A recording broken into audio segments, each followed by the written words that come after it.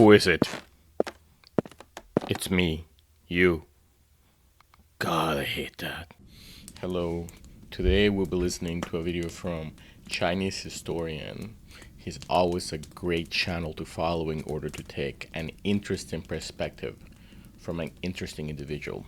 Let's take a look. Alright, what is up, guys? So, the holidays are around the corner. What do I mean by the holidays? It's already over, right? I'm talking about China's Lunar New Year that's coming up. So I want to talk about the Comrade culture in China. And specifically, I want to focus on northeastern China because China is a very big country. As you visit different provinces and different regions in China, you'll notice that there are very, very big differences. Sometimes it's subtle, sometimes it's massive difference. I'll give you guys one example. So, for example, right, if you go to northern China, you'll notice that the dishes, the size of these dishes are absolutely massive. I guess for Americans, it would consider to be average. But this is a major problem in northern China because people waste so much food. Why do people do this? Well, it's about saving your face. Yes, literally. For example, right, in China, right, if you have a couple friends, you say, oh, let's Friday night, right, let's go out, let's party, let's have a couple drinks, let's order some food, right? Nobody ever goes Dutch in China, right? China has this comrade culture. Sometimes people in the north, they refer to each other as a 铁哥们 or these steel brothers, like we're like this tight. How can we split the bill, right? So, every time these Chinese friends, when they go out to eat, they're always fighting for the bill, who is going to pay. So usually at the end of the day, it's really all the same because everybody takes turns. If you have 5 铁哥们, 5 steel brothers, maybe, this time brother number 1 pays, the next time it's brother number 2. Usually at the end of the day, it evens out. But here's the thing, right? When you have one person paying the bill, he wants to show that, his face is like really, really big. That's an interesting way of looking at it. I have never heard the expression wanting to have a big face as the opposite of saving face, but I do understand going out and sharing the bill with Iron Brothers, as they call them, another term I never used. I do think that playing the comparison game, taking it to its ultimate outcome, comparing what you have to what Elon Musk can buy himself through the money that he has and the connection that he has, I don't think it's worth going into debt to try to impress people that don't care about you. There's a certain level of self-respect that everyone should have, I think, which helps in being a more dynamic actor in the play of our own lives. But there are limits to how much impressing others is going to really do for us at the end of the day. Is like really, really big because if you order something really, really cheap, you order a dish really, really small.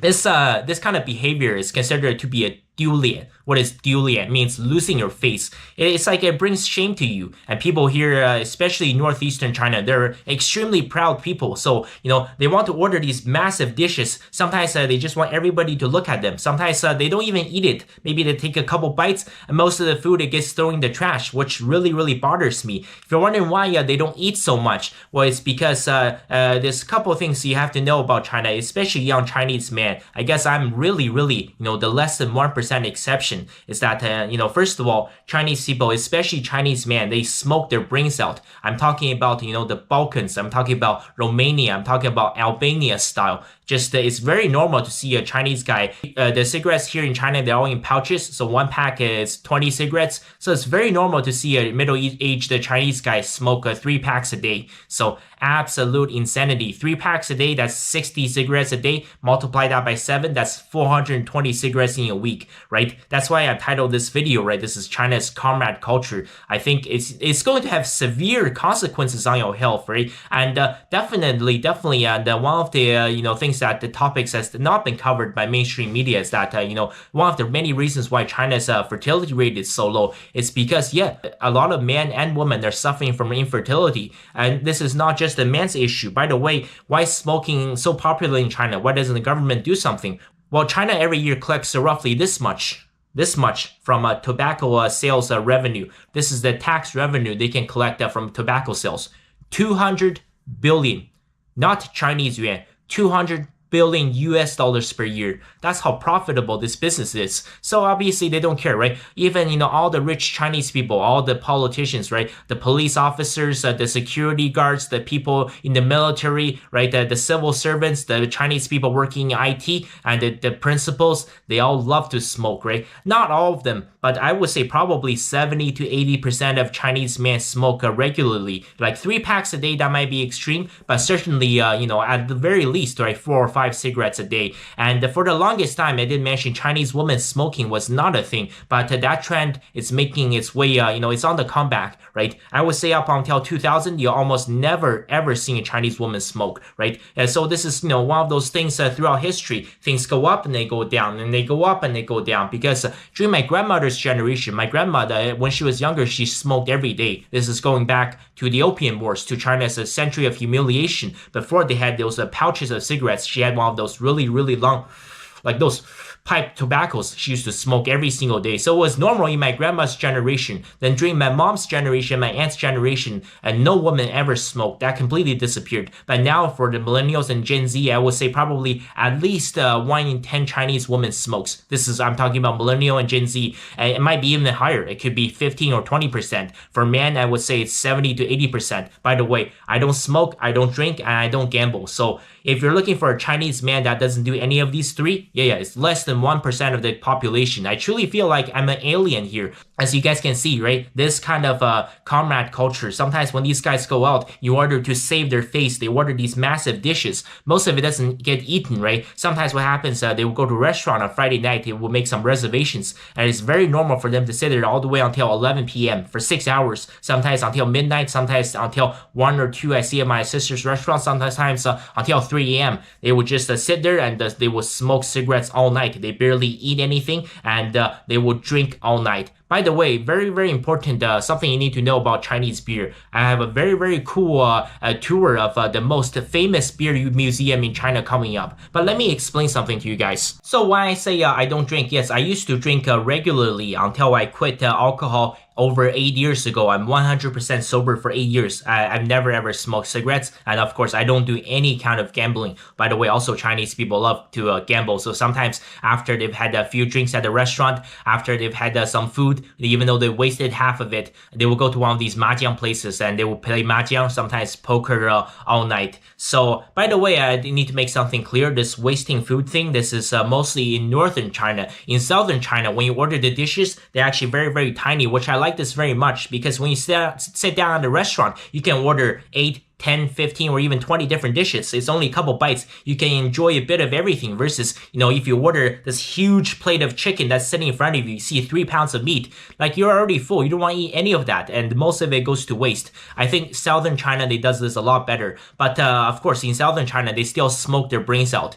And something that's worth mentioning, so in America, right, the typical beer, Budweiser, is usually 5% alcohol. Bud Light, maybe 4%, Coors Light, I think 4%, possibly even less, maybe 3.5. So in China, most of the beers, if you ever see these Chinese people drinking like crazy, most of the alcohol is quite drawn down. Very, very few people will ever drink the 5%. Typically, it's 3%, sometimes 3.5.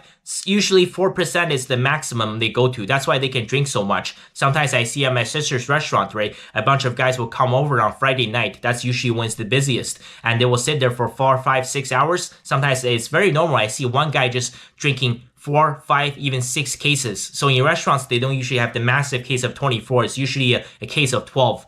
But just even if you only drink once or twice a week, only on Fridays and Saturdays, imagine drinking, 4, 5, 6 cases. 6 cases times a dozen, that's 72 beers. Even if you only drink, let's say, once a week on Friday night, if you took down 6 cases, 72 beers, that's the average, right? By the way, the Chinese, they don't usually drink the cans, they like the bottles, usually 500 milliliters. That's half a liter of alcohol. So if you drink let's just say 70 of them a week, right? You only drink once a week, 70 bottles a week. So that's an average of 10 bottles a day. That is 5 liters of alcohol, even if it's only 3 or 4%, that's a very significant amount. Plus, imagine if you're smoking, right, 420 cigarettes a week, right? So 70 to 80% of Chinese men are like this. I think, there are a lot of issues with this kind of behavior, because you have to imagine when a guy is smoking and drinking like that all the time, yeah, your sperm is going to have issues. Your boys are going to have issues if you smoke like a maniac. Absolutely. Every vice has a consequence. However, everyone has a vice. So it comes down to vice management, understanding of our own vices, and understanding the consequences of letting our vices completely run over our lives. Iron Brother, Chinese historian, touches on how people can be extremely wasteful with the resources in order to impress other people and have a big face, as they say. And that cannot be allowed to bother anyone because people have been spending lavishly on ridiculously expensive parties forever. I mean, they will go on forever until the very last days of Earth will be filled with like the grandest, biggest parties with the greatest and grandest of all spectacles because people, that's what they do when they have money. They party. Great video. Go give my friend a follow. Peace. Bye. How did China get so obsessed with smoking and drinking? Well, here's one thing I will say about smoking cigarettes. Chairman Mao Zedong, China's god, right? He was a chain smoker throughout his lifetime, right? He was smoking cigarettes all the way until his death. So he lived until he was 82. I would say on average, he smoked probably 3 packs of cigarettes a day, and he's very much glorified in mainstream media. Every time you watch a TV show or movie on Chairman Mao Zedong and all of his inner circle, all of his colleagues, they were all chain smokers. They all smoked 3 packs a day. So maybe possibly a lot of Chinese men think that's cool, right?